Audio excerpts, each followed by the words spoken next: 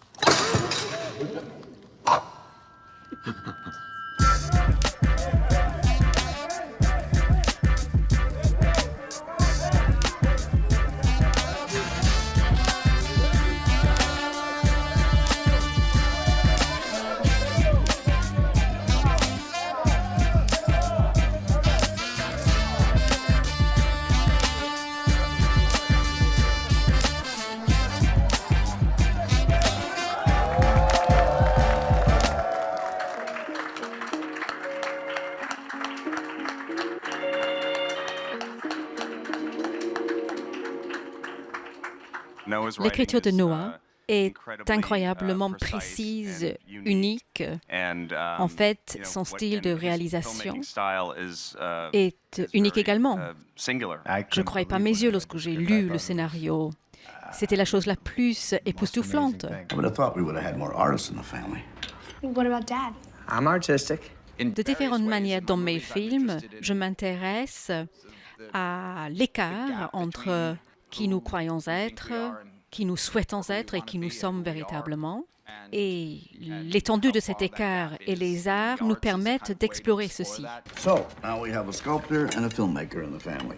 And a musician. And an accountant, which sounds uninteresting, but Matthew's, in fact, the only one in the family who's figured out how to make money. Sign of the time. Comme beaucoup d'entre nous, nous devenons comme notre père à certains moments. Et ma femme le signale toujours. Il s'appelait Harry. Elle me dit, tu es en train de faire ton Harry. Et on dit également que l'on se moque de ce que l'on va devenir. J'ai une question pour Dustin Hoffman. Je m'appelle Damien Hoffman. Je viens de l'Argentine. Je souhaite savoir, mettez-vous de profil, s'il vous plaît. Je veux regarder votre nez. C'était la promo il y a 25 ans. Pour le film Hook. Oui, c'était ça. Gene, you showed interest in photography. At Montessori, yeah. In my office at Xerox, I'm known as the resident auteur. Le film est très drôle et subitement tellement émouvant. Et pour moi, c'est la forme la plus satisfaisante du jeu. Si le film n'est pas drôle, j'ai du mal à regarder. Tous, on travaillerait gratuitement pour Noah. C'était le cas. En fait, ça m'a même coûté de l'argent. C'est ça que l'on appelle le cinéma indépendant américain.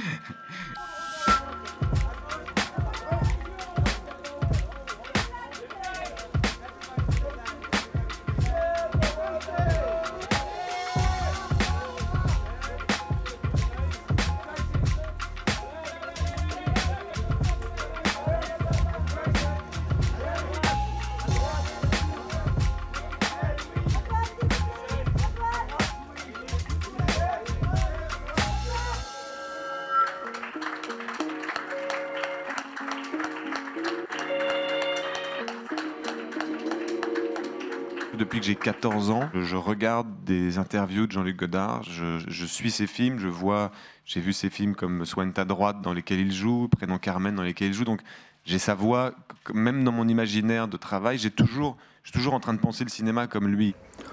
Je suis sûr que tu demandes à un acteur de dire que les acteurs sont cons, il le fait.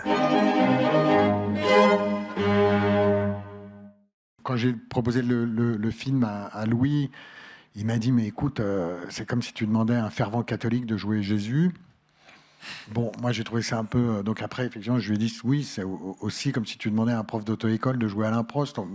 Donc, c'est pas non plus... voilà.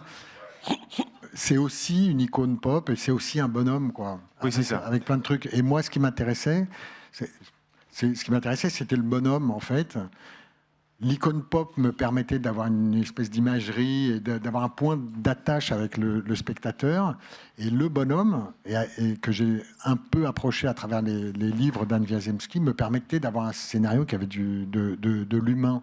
Monsieur et Madame Nou ont eu une fille. Ils l'ont appelée Marion. Marion Nou? Oui, mon amour. Marion Nou. C'est avant tout l'histoire de l'émancipation d'une jeune femme. C'est sûr. Elle se défait de ce carcan. Mais en fait, c'est un couple. Donc ça ne se fait qu'en résonance et en réaction à la quête de soi-même ou la quête de vérité d'un artiste qui va tout sacrifier pour ça.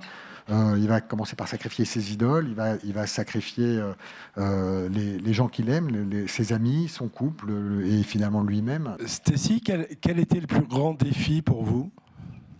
Trouver sa place. Je vois que c'est difficile.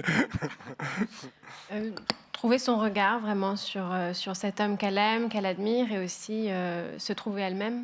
Parce qu'elle est très jeune et à ce moment-là, elle est très inspirée. Elle est témoin aussi d'un milieu qui change énormément en France et aussi pour les femmes. Et donc, comment est-ce qu'elle va réussir à se trouver, à se définir constamment? 24 heures dans la vie du monde en 80 jours. Le songe des 1001 nuits d'été. L'irrésistible ascension des 3 petits cochons. Perdu.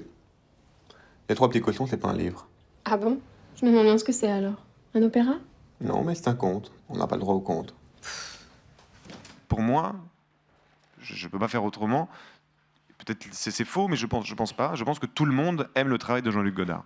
Et je pense que Michel, au contraire, il se dit, il y a beaucoup de gens qui pensent que Godard est un cinéma qui est trop... Qu'est-ce que tu te dirais? Tu dirais trop quoi? Obscur ou... Non, c'est pas ça. C'est qu'effectivement, Louis était très, très, comment dire, soucieux de ce qu'allaient penser les gens qui aiment Godard.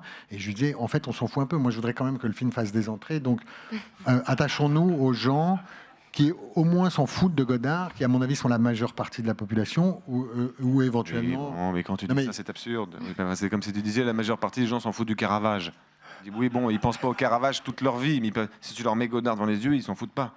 Oui. Tu vois un type chez lui comme ça qui dit, oh, non, moi je m'en fous de Godard. Personne ne pense comme ça. Non, je vois des gens qui disent plutôt, tiens, qu'est-ce qu'on va manger ce soir? C'est une manière de s'en foutre de Godard. C'est juste ça. Je dis. En fait, il y a beaucoup de gens qui s'en foutent du cinéma en général. Il n'y a pas que de Godard. Il faut être complètement con pour aller à Cannes cette année, avec tout ce qui se passe en ce moment.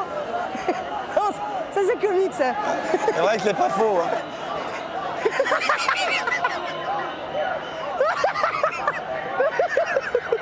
Mais bon, bah ça va, on va pas non plus rigoler toute la journée. Là.